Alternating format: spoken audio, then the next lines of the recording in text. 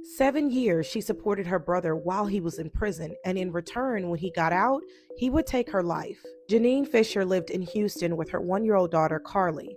And although Carly's father and Janine couldn't make things work and decided to split shortly after Carly was born, the two of them would be able to co parent, and things seemed to be going well. Now, Janine's brother Kendrick was in prison and had been for armed robbery. However, sometime into his sentence, he would be caught with contraband and would have more time added, totaling about 7 years. But around this time, he was about to be released, and this was something that Janine was very excited about as the two of them were very close. Janine supported her brother throughout the entire duration of his sentence and would often post about how excited she was for him to be able to get out and for them to be able to spend time together and for him to finally be able to meet his needs.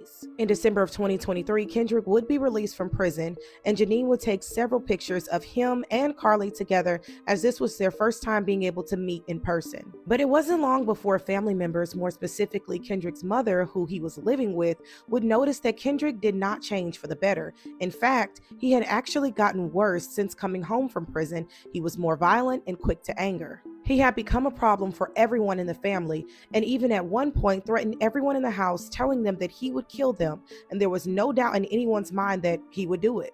Now, as I previously stated, Kendrick was living with his mother after he got out of prison. However, she would put him out after he smoked lace weed and became even more aggressive and dangerous than he already was before.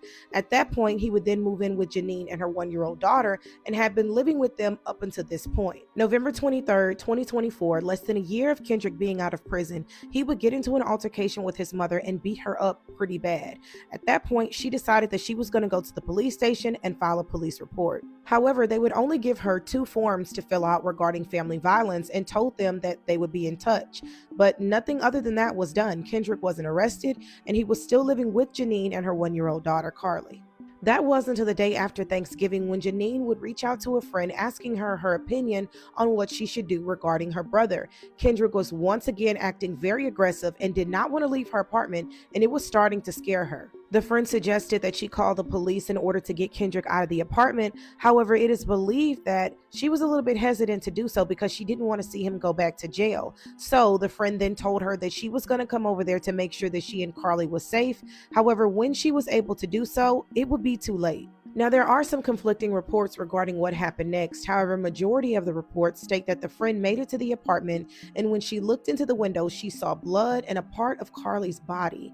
At that point, she then called the police. When police arrived and entered the apartment, they too found Carly, and they also found Kendrick, who was asleep on the couch. They then woke him up, arrested him, and then walked him downstairs.